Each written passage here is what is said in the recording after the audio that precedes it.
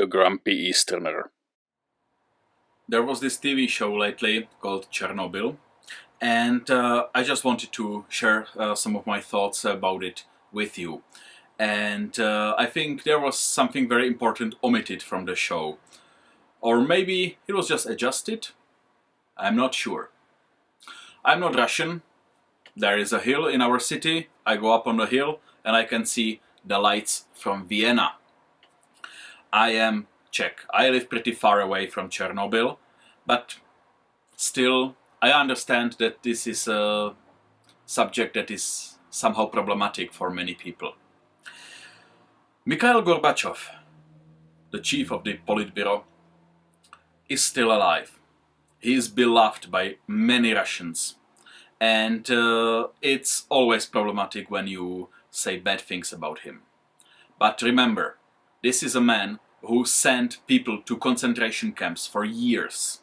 This is a man with blood on his hands. I don't think the depiction of him is a very good one. I think it's a bad depiction. He was not your friendly uncle. He was not, oh yeah, I will give you everything you need, just help the people. No. He was the one in charge of making everybody silent. My thoughts about Chernobyl.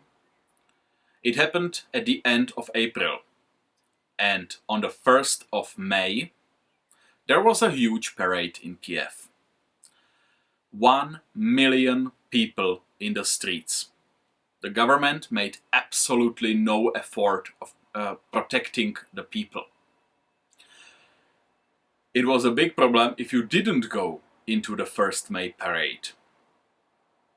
They didn't care about lives. It wasn't just the one KGB guy, it was the entire Politburo, including Gorbachev. People in Ukraine knew something happened, but they were kept in fear and in silence. Nobody knew exactly. As France has Tour de France, there is something similar in the East. It's called the Peace Race. I don't know if it's still held, but it used to be Prague, Warsaw, and then it was adopted by the USSR, and it included other countries as well.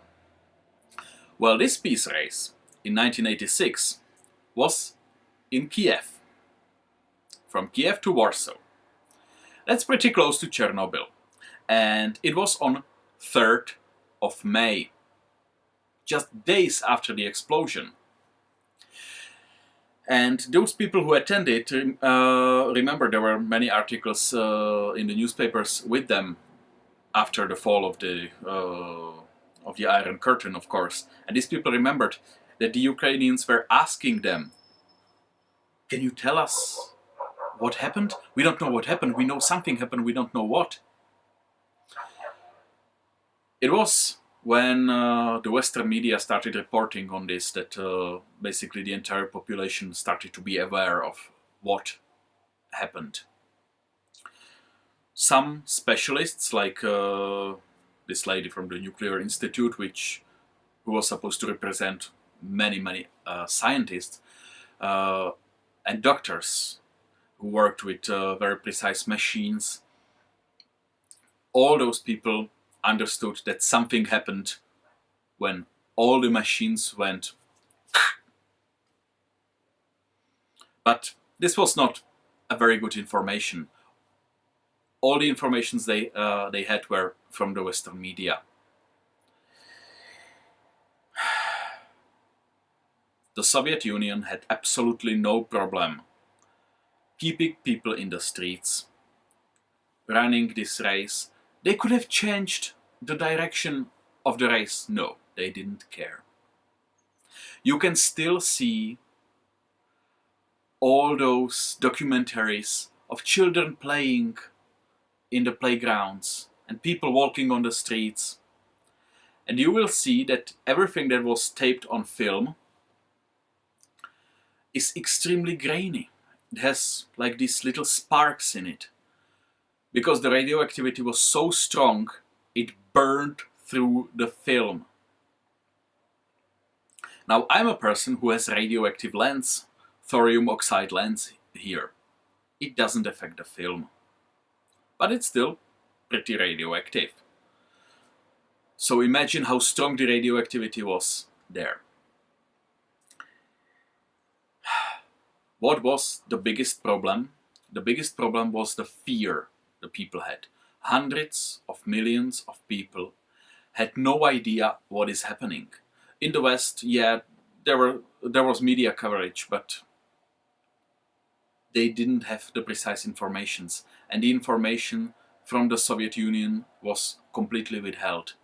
And they said, yeah, there was just a tiny problem. Just never mind, keep on working. Can you understand how horrible news this is for an average person who lived under the propaganda for tens of years? The propaganda never admits there is any problem. So this is basically the first time in history that you hear, oh, there was a problem. What does it mean? Does it mean a small problem and somebody just says, yeah, there is a problem? Or does it mean, is it a huge problem? Or does it mean that's a nuclear war? Nobody knows.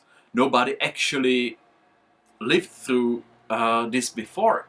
Somebody from the media admitting a problem. And this is where fake news takes you. If you live under fake news, under propaganda for a long time, you have no idea what the truth is and what a lie is. A truth is a new experience, a horrifying one. Just a story. There was a woman we knew who lived in Ukraine and who was supposed to visit us. It was in the May of '86, and we knew something happened. My grandmother wanted her to see me. I was a toddler then, and she got extremely angry when my father said no. He had no way of determining if she's not so radioactive that it might be contagious. He didn't know if her clothes are not too radioactive. My grandmother was angry with my father. The media say it's just a small problem.